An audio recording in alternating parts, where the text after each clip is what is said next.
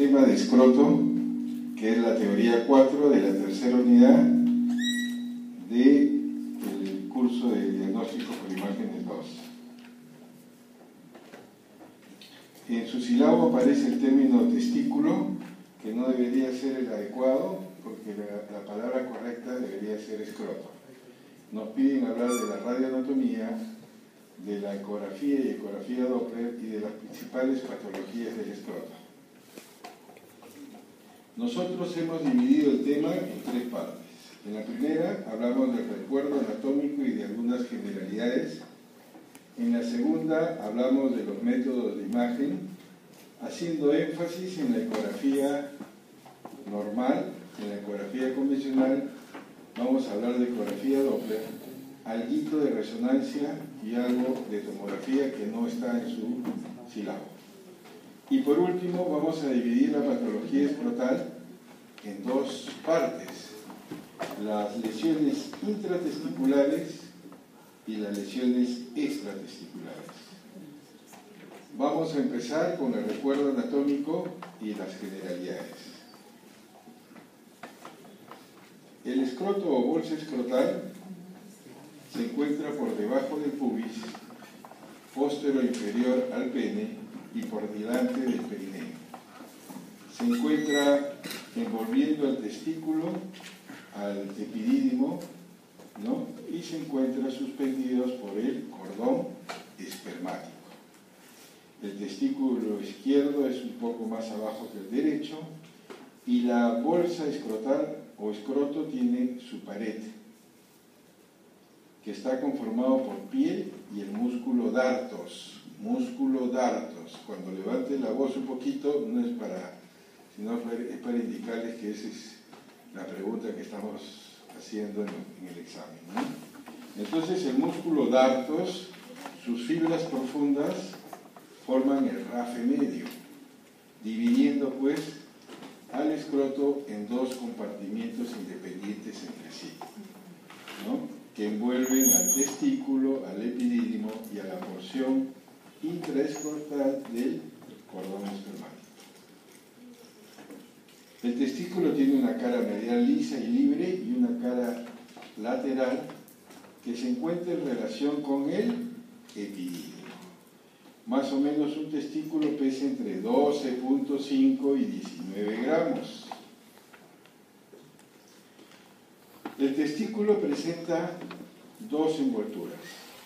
Una túnica, una interna llamada túnica fibrosa o túnica albuginea, y una externa serosa que tiene 2 capas, parietal y visceral, llamada túnica vaginal. Es entre las 2 capas de la túnica vaginal donde se acumula el líquido cuando hablamos de hidrocele. Ecográficamente estas capas son indistinguibles por ecografía. En la parte postero superior, en la túnica fibrosa o albugínea se invagina formando el mediastino. Y el mediastino contiene a la retetestis. ¿Cuál es el contenido de los testículos? ¿No? Son los túbulos seminíferos que se encuentran agrupados en lóbulos. Existe de 1 a 3 túbulos seminíferos y cada testículo tiene entre 250 y 400 lóbulos. Estos túbulos seminíferos se continúan en los túbulos rectos que terminan en la retetestis. De la retetestis salen los conductos eferentes a la cabeza del epidídimo para formar el conducto del epidídimo, que está enrollado y mide aproximadamente 600 centímetros. Y se va a continuar con el conducto deferente que va a entrar ¿a dónde? Al cordón espermático. Los túbulos seminíferos tienen 2 tipos de células. Las células espermatogénicas, que van a formar el espermatozoide, y las células de Sertoli, que permiten o hacen el mantenimiento de estas células. Y producen el factor inhibidor, ¿ya?, que hacen que producen la atrofia del conducto de Müller. El tejido conjuntivo intersticial presenta las células de Leydig, que son las responsables de la mayor cantidad de formación de testosterona y que tienen como una de sus funciones importantes permitir el desarrollo, la maduración de los conductos de Wolff, que van a formar, por ejemplo, el epidídimo, el conducto eyaculador, etc. Este es un corte transversal del cordón espermático. Existen una serie de estructuras, pero en la pregunta del examen es qué estructuras son las más importantes. Y aquí tenemos a la arteria testicular, al conducto deferente con su arteria deferente y un plexo venoso anterior que es el plexo pampiliforme, que se van a unir después para formar ¿a cuál? A la vena espermática. Hacia atrás tenemos el plexo testicular posterior, que es inconstante, no muy importante, y tenemos restos del proceso vaginal o ligamento de Cloquet. Además, linfáticos y tejido adiposo. Ahora vamos a hablar de los métodos de imagen, haciendo énfasis en la ecografía, que es, sin lugar a dudas, el primer método en la evaluación del escroto en la pesquisa de lesiones testiculares palpables, trauma, sospecha de torsión y en la pesquisa de infertilidad. La gran ventaja de la ecografía es que es un método indoloro para el paciente, de bajo costo y de rápida ejecución.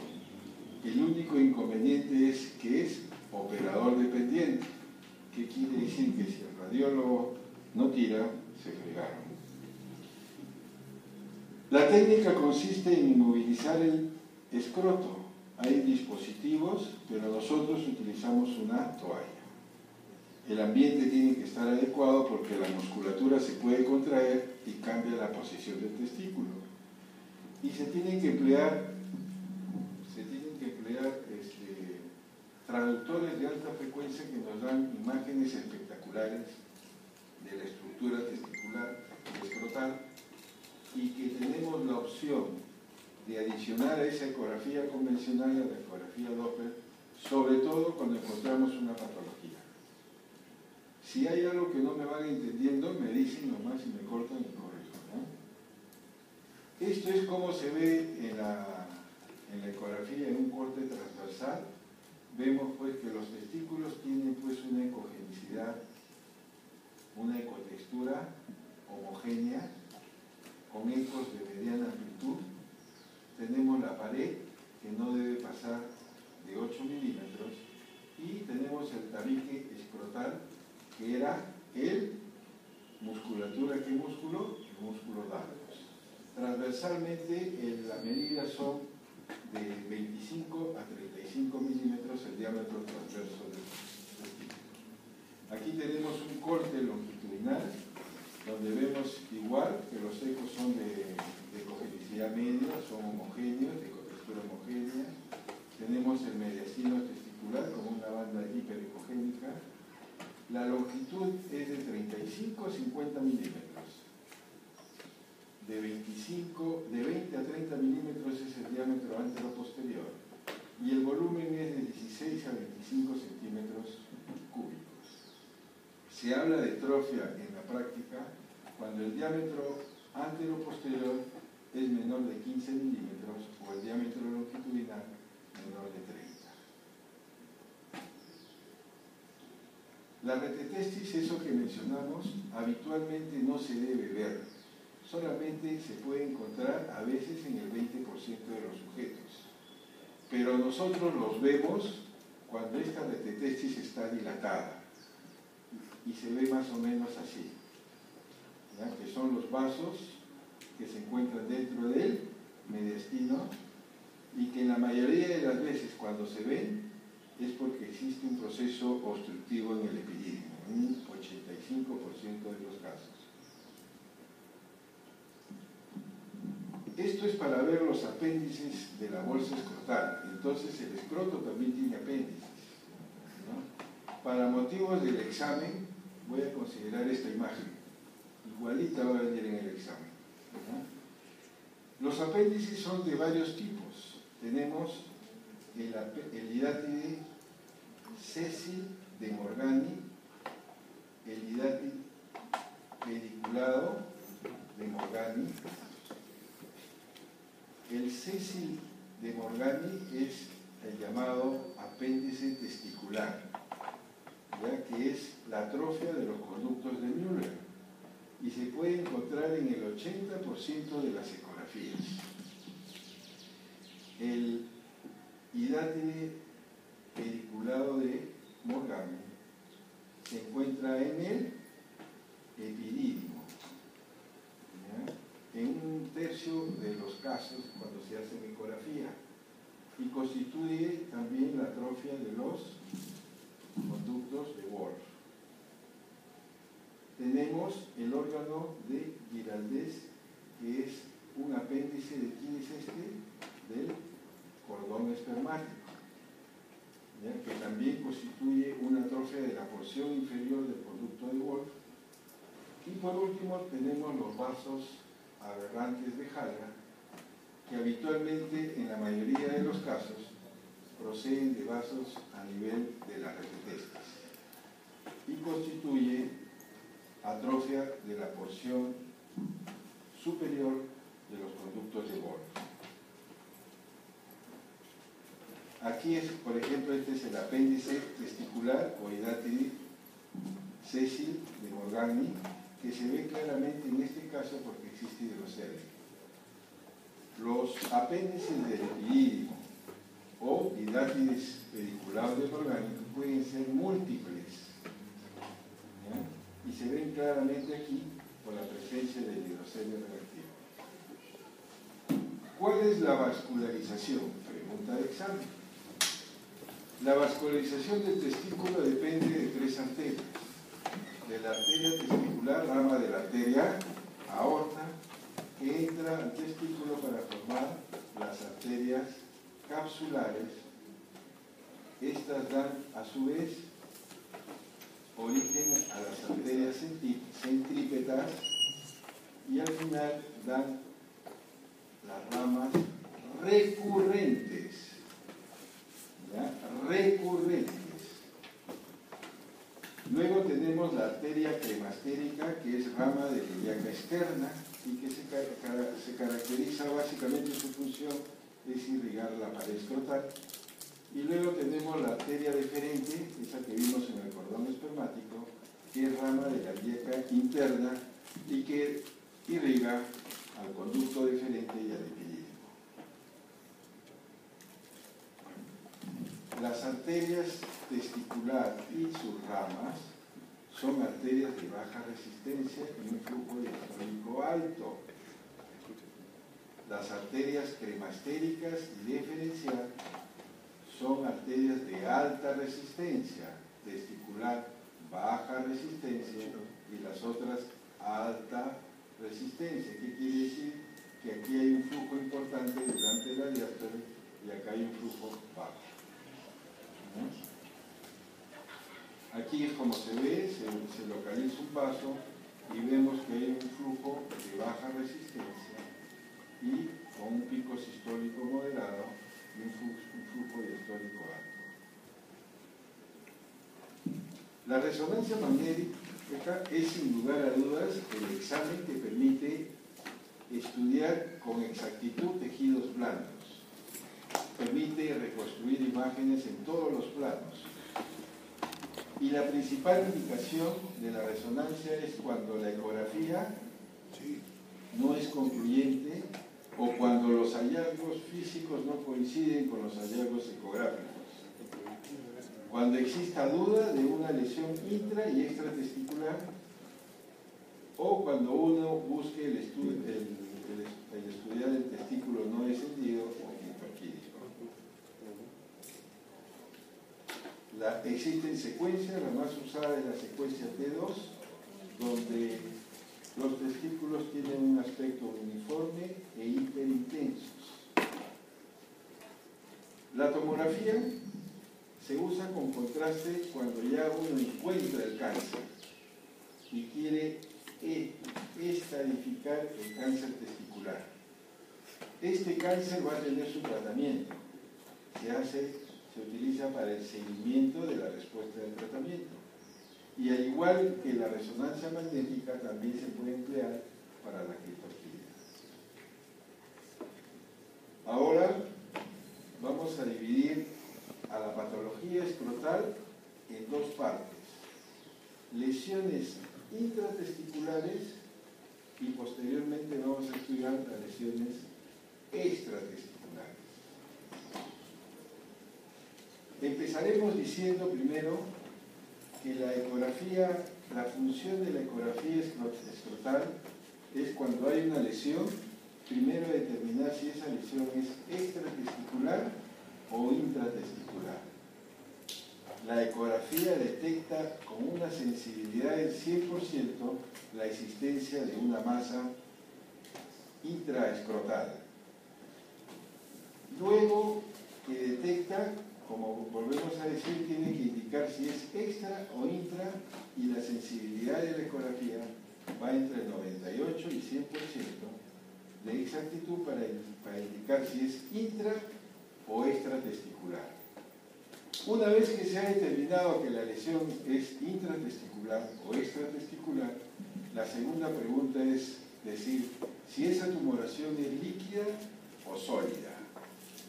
Si la lesión es sólida y se encuentra dentro del testículo, en la práctica es cáncer hasta que se demuestre lo contrario. Si la lesión es sólida extratesticular, es una lesión benigna hasta que se demuestre lo contrario. Si ustedes en su examen encuentran un tumor sólido dentro del testículo, la primera opción es que sea cáncer. ¿No? Seguimos. Entonces, ya hemos determinado que existe una lesión intratesticular y ahora tenemos los dos grandes grupos: decir si es líquida o decir si es sólida. Generalmente las lesiones benignas son las que están acá y son las más frecuentes, que son las que vamos a hablar los aspectos más importantes. Y cuando hablamos de una lesión intratesticular maligna sólida, vamos a hablar de estos tumores, que después vamos a hablar lo concreto. Empezamos con las lesiones benignas. Y como ustedes ven, se ven dos tipos de quistes. Un quiste dentro del testículo. El quiste se caracteriza por ser una lesión anecogénica. Miren, esto blanquito se llama refuerzo posterior y las paredes son casi imperceptibles. Cuando uno encuentra un quiste dentro del testículo, este quiste generalmente no se puede palpar, al menos que mida más de 4 centímetros. Pero en cambio, cuando el quiste se encuentra a nivel de la albuginia, ¿se acuerdan? La envoltura interna, estos sí pueden ser palpados, ¿no? Los quistes testiculares se encuentran incidentalmente en el 8 al 10% de la población. De cada 10 ecografías, uno puede encontrar un quiste. Luego tenemos el quiste epidermoide, que es una lesión avascular que tiene refringencias que dan la imagen indiana o tela de cebolla. Una patología importante, y más que patología, una entidad, es la microlitiasis testicular. ¿Cómo se define? Como la presencia de lesiones puntiformes. Yo quiero que entiendan, esto exactamente casi está en lo que he levantado en el video, con el audio. Entonces más me interesa que entiendan, porque cuando vayan y lo escuchen de nuevo va a ser fácil, ¿ya? Entonces más quiero que entiendan que escriban, ¿ya? Porque todo eso, no hay nada escondido, está en el video que les explico, ¿ya? Entonces la microlitiasis testicular es una entidad, primero, de biología desconocida, se presenta entre el 0.6 y 9% de los casos y se define como las lesiones puntiformes que no producen sombra acústica posterior. Y aquí vienen dos términos.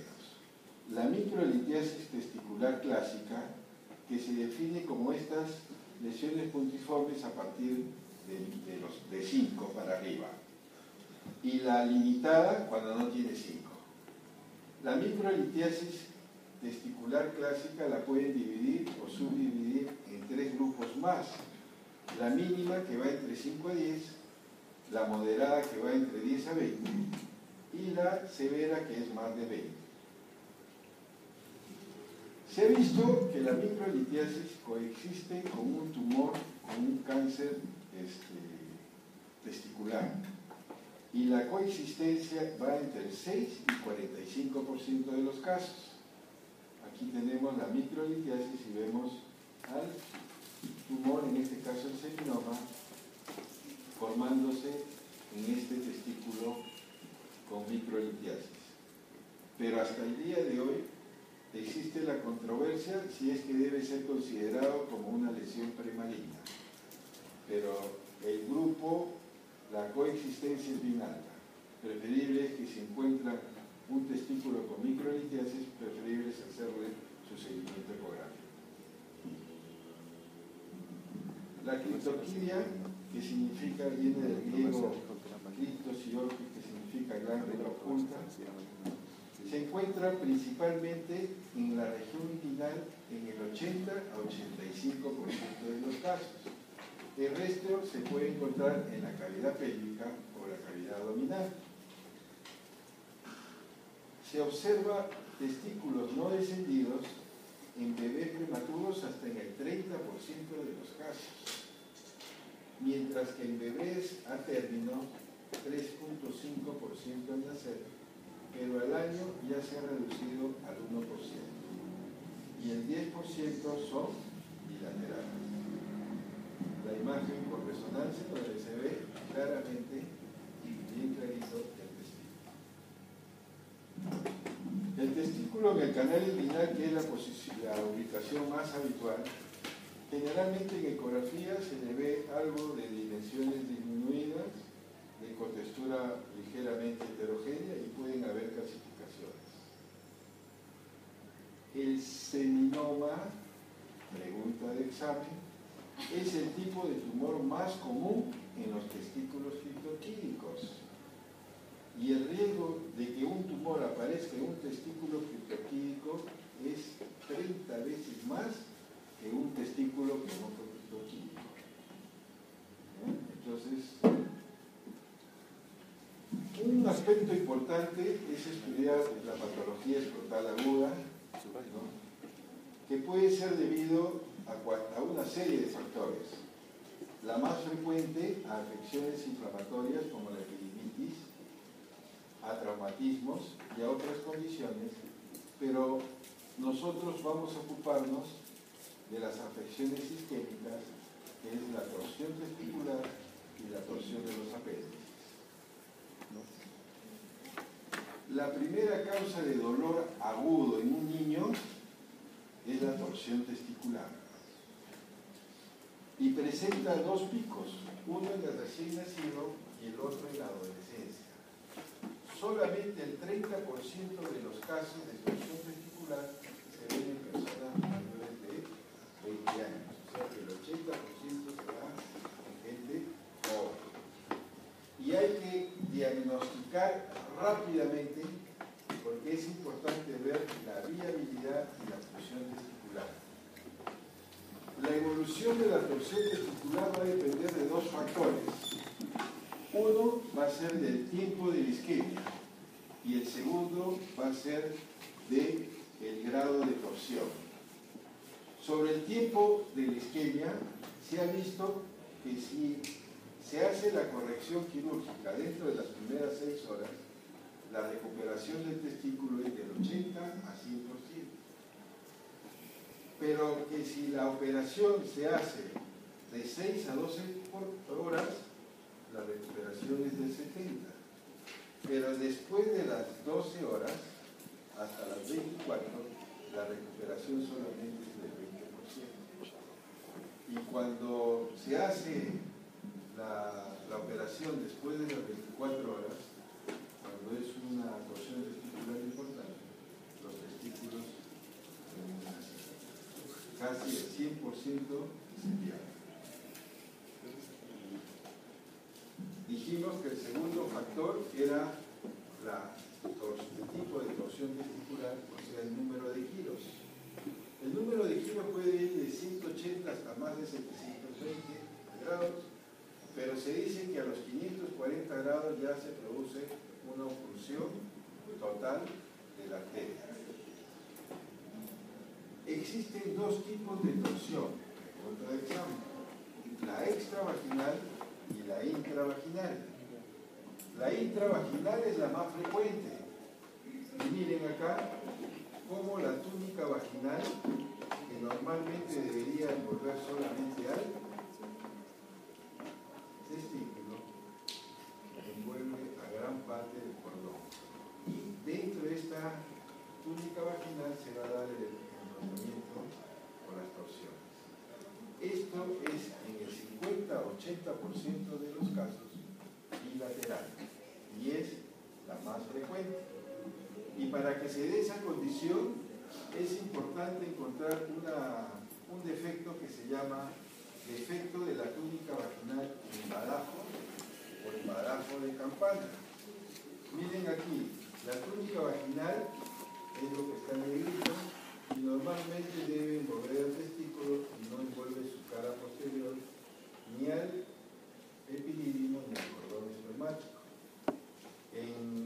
Cuando existe esta deformidad en badajo, se da la deformación envolviendo las estructuras y a la torsión, ¿no?, inicial del conducto, ¿cómo se llama este?, del cordón espermático, de tal manera que eso favorece a la rotación interna y a la torsión testicular más frecuente, que se denomina intravaginal. Ecográficamente existen diferentes signos que no se los voy a preguntar porque eso ya no es tanto para ustedes, pero que existen signos ecográficos que van apareciendo de acuerdo al tiempo en que se va dando la torsión. Por ejemplo, aquí encontramos un testículo aumentado de tamaño, le ponen la cajita para ver los colores y no se ve nada de flujo. Aquí se ve más o menos algo de flujo. Después se ven, miren, lesiones hipodensias que indican que ya se está empezando a deteriorar el testículo. Y acá tenemos un cuadro comparativo donde vemos pues cómo las arterias testiculares en la ecografía Doppler se ven, y comparándolo con el testículo contralateral se ve pues que casi no hay, que la ecogenicidad es más oscura y el tamaño del testículo es más pequeño. Otros signos ecográficos, miren lo que les dije, testículo agrandado sin flujo. Un signo importante es la presencia de esta imagen hiperecogénica que representa el cordón torcido y los vasos, ¿no? Ya esto no vamos a entrar porque es del especialista. Otros ejemplos que van apareciendo de acuerdo al tiempo de evolución. En niños, como dijimos, la torsión testicular es súper frecuente y es diferente diagnosticar una torsión testicular y hay que hacer el diagnóstico diferencial con la torsión del hidátide orgánico. Es una entidad que se puede aparecer en niños en 20-40% de los casos. Aquí, felizmente esto va regresando en 2 a 3 días, va mejorando el cuadro clínico y comienza a atrofiarse. Ecográficamente, la torsión testicular, miren, se va al testículo y sí presenta flujo del testículo. Pero al costado existe una imagen que representa el cordón torcido. Ahora vamos a hablar de las lesiones intratesticulares malignas. Y solamente yo he querido poner aquí porque de acá salen como 3 preguntas.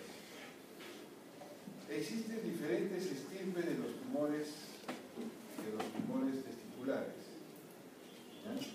Uno es la estirpe del tumor de las células germinales, de las células no germinales, etc.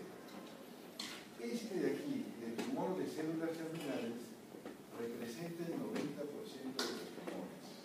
Así que vamos a hablar solamente de eso y no de los otros, que son una miscelánea. ¿Ya? Entonces, el tumor más frecuente es el tumor de células germinales. Segunda pregunta. ¿Cuál de los tumores en líneas generales es más frecuente? Es el seminoma. Representa el 50% de los tumores de la población en general. Y el segundo grupo de los tumores de células germinales era el seminoma, y el segundo grupo es los tumores no seminomatosos. Y aquí tenemos una serie de tumores. Si el cuadro se presenta la torsión en menores de 2 o 3 años, el tumor más frecuente es el tumor de saco de York o el de saco vitelino, que es el primero de los tumores más frecuentes en pediatría.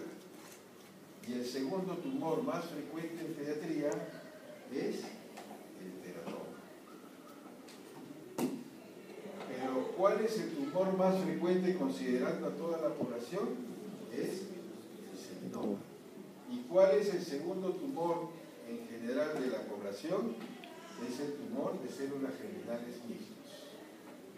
¿Ya? El tumor de células germinales mixtos, que es un carcinoma de células embrionarias con un teratoma, que es la combinación más frecuente. Entonces, resumiendo, en líneas generales, el tumor más frecuente son el de células germinales, el seminoma en primer lugar, y el germinales mixtos en segundo, y en pediatría, el tumor de saco de York o el saco vitelino es el primero, y el segundo es el teratoma. 4 preguntas, ¿no? Entonces, existen factores de riesgo. Por ejemplo, cuando hay un carcinoma testicular en un teste, el riesgo de que haga en el otro teste es 20 veces mayor que el de la población general. O sea, si hay un tumor, chifa, ¿no? Es muy probable que pueda tener el tumor del otro testigo. La historia familiar también es importante. Si un familiar directo tiene cáncer, el riesgo es de 6 veces más que la población general. Y la criptorquidia, como lo dijimos, es 30 veces más el riesgo para que se produzca que la población general con cáncer. La infertilidad y los síndromes intersexuales que ya eso. Aquí estamos repitiendo lo que dijimos, ¿no? ¿Cuál es la clínica, así en líneas generales, de un tumor? La clínica es que no duela. Solamente el 10% debuta con dolor. Y como dijimos, las lesiones intratesticulares son cáncer hasta que se demuestre lo contrario. Es el 95% de esa lesión maligna es cáncer. Y de esos, el 90% es el tumor de células germinales. ¿Ya? Muy bien, entonces ahora vamos a indicar que también en el estudio del cáncer existen los marcadores tumorales, alfa-fetoproteínas, gonadotrofinas coriónicas. ¿Qué eso está aquí? No lo voy a preguntar, pero ciertos tumores sólidos tienen predilección por algún tipo de marcador tumoral. Y aquí lo que dijimos, el tumor más frecuente, estoy repitiendo. En líneas generales no existe un patrón y uno ecográficamente dice esto es esto, sino que uno lo hace por estadística. En líneas generales, el tumor, el seminoma, es un tumor hipoecogénico, o sea, más negrito que el parejo, de bordes bien definidos y homogéneos. Y en líneas generales, los tumores no seminomatosos, todo ese grupo son tumores heterogéneos. Pueden tener quistes, pueden tener calcificaciones. Eso nos puede servir desde el punto de vista estadístico para decir, ¿ya? ¿Y por qué tenemos que nosotros aventurarnos un poquito? Porque ya vamos a ver qué es lo que sucede, por ejemplo, con un seminoma. El seminoma tenemos una lesión hipoecogénica, pero en gran cantidad de casos de presentación se comporta como un testículo aumentado de tamaño y agrandado. Pregunta del examen. El seminoma, su pico de incidencia es entre los 40 y 50 años. Casi nunca uno lo encuentra en edad pediátrica. Casi nunca lo encuentra en edad pediátrica.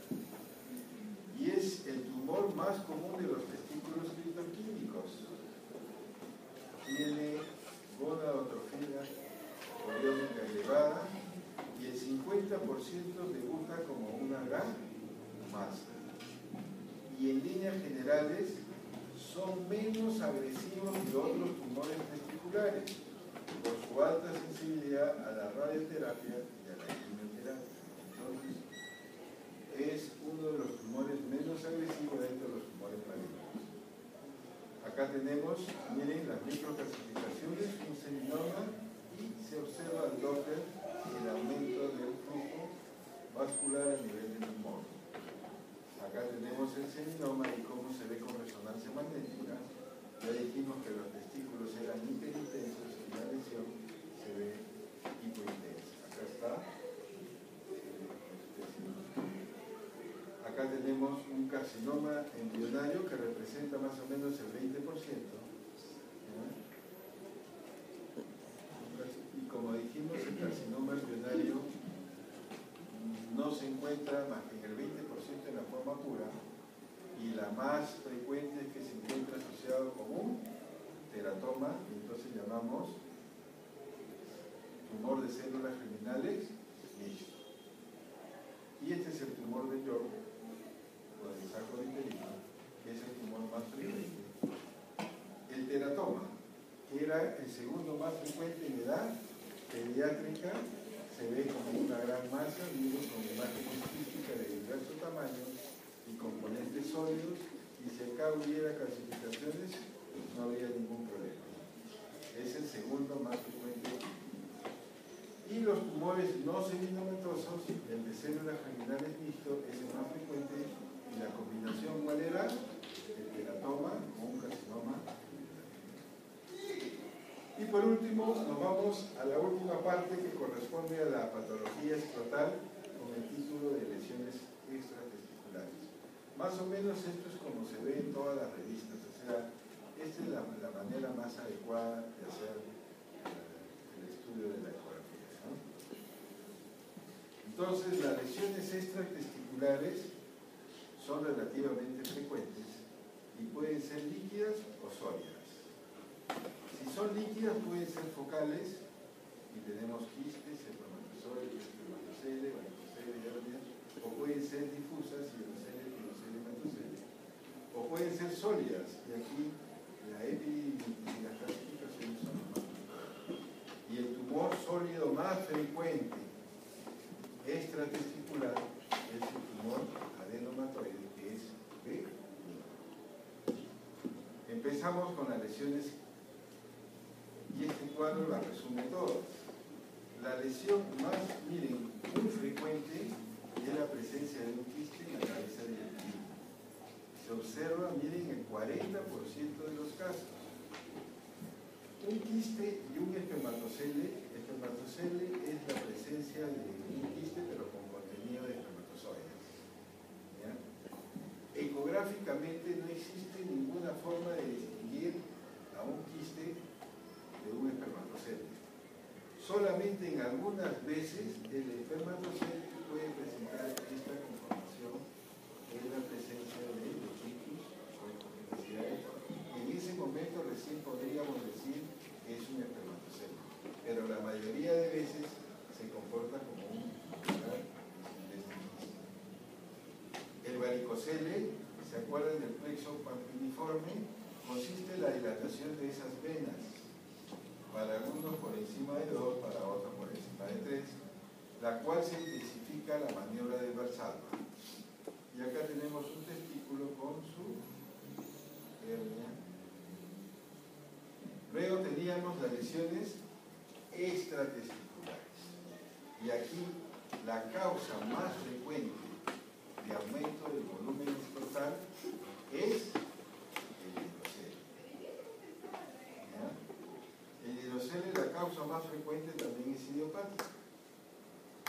En el hematocele pues existe un traumatismo y esto viene a ser sangre. Es una, como ven, una ecogenicidad heterogénea. Y en el piocele es infeccioso, generalmente después de una epididimitis. Se ven tabiques y aquí tenemos la evolución. Esta imagen heterogénea se va haciendo más líquida conforme va pasando. El hidrocele, como dijimos, es bien frecuente. Se define como hidrocele, ojo, se define como hidrocele a la presencia de líquido mayor de 2 centímetros cúbicos. El 86% de la población tiene líquido, pero menos de 2 centímetros. No es hidrocele. Si uno le hace la ecografía acá a la mayoría, vamos a encontrar que tenemos líquido, pero menor de 2 centímetros. Cuando ese líquido es mayor de 2 centímetros, hablamos de hidrocele. Se encuentra hidroceles pequeños en un 60% de la población normal. O sea, líquido que no es hidrocele en el 86% y 60% de hidroceles de pequeña cantidad sintomáticos. Aquí ya es un hidrocele grande, ¿no? El varicocele es una dilatación anómala de quién? De los vasos palpiniformes que hablamos. Ocurre en el 15% en los varones y lo más frecuente es en el lado izquierdo. Cuando encuentren varicocele en el lado izquierdo, tranquilos. La mayoría de varicoceles son del lado izquierdo, pasan el 80%. Cuando encuentre el otro 15% y casi 20% es varicocele bilateral. Cuando vean un varicocele bilateral, tranquilos. Si ven del lado izquierdo, es lo primero. Pero cuando vean un varicocele del lado derecho, levanten sus antenitas de vinil y tienen que buscar un cáncer o ganglios retroperitoneales. Varicocele derecho solito es muy preocupante, y lo habitual es que el más frecuente sea varicocele izquierdo en más del 80%. Existen varias formas de graduarlos. La forma subclínica, no palpable ni visible, pero con diagnóstico con ecografía ósea. Entonces, como comprenderán, ¿cuál es el examen más fidedigno para diagnosticar varicocele? El Doppler. Las medidas pueden ser normales, pero si uno encuentra el reflujo sostenido más de un segundo, ya hace uno el diagnóstico de varicocele, a pesar de que no esté dilatado. En el grado 1 es palpable durante la maniobra de Valsalva, pero no son visibles. O sea, la maniobra de Valsalva lo hace empujar y eso hace que se pueda ver el varicocele. En el grado 2 es visible y palpable con la maniobra de Valsalva. Y en el grado 3 ya hasta sin maniobra de Valsalva se ve. Es el 15% de las personas adultas y el 40% se asocia a infertilidad. Por eso la importancia de un integrado, la importancia de muchachos que van a tener varicocele. Acá tenemos un varicocele grado 2, ¿no? A la maniobra de Valsalva se produce, mire, el aumento del grosor y el flujo sostenido. Y el varicocele 3, que no necesita ni siquiera hacerlo empujar, es evidente el diagnóstico. Y por último, las lesiones sólidas, ya que son son las no tumorales, la epididimitis, las calcificaciones y las lesiones tumorales, como dijimos, que hay que mencionar el tumor adenomatoide, que de todos los tumores es en realidad poco frecuente, pero lo tengo que mencionar. La epididimitis es el proceso inflamatorio más común del escroto. La minoría de los casos se acompaña con orquitis. Entonces, por si acaso, el que se infecte es el epididimo en casi la totalidad de los casos, y pocas veces vemos orquitis. ¿Y qué se ve? Se ve que es un testículo aumentado de tamaño, de cobertura heterogénea, de paredes engrosadas, se ve hidroceles reactivos. Miren, si uno le coloca el Doppler, se aprecia un aumento de la vasculatura, ¿no? En cualquier proceso inflamatorio hay edema, ¿no? Entonces hay aumento del flujo. Y esto es, ¿cuáles son los signos ecográficos en una epididimitis, que es un evento muy común? Aumento del tamaño del epididimo, que puede ser focal o global, ecogenicidad disminuida o heterogénea, engrosamiento de las cubiertas escrotales, para algunos más de 5, para otros más de 8, hidroceles reactivo, y al Doppler aumento del flujo. Los escrotolitos o los cálculos escrotales se observan en el 81% de las personas. Ya es una entidad benigna.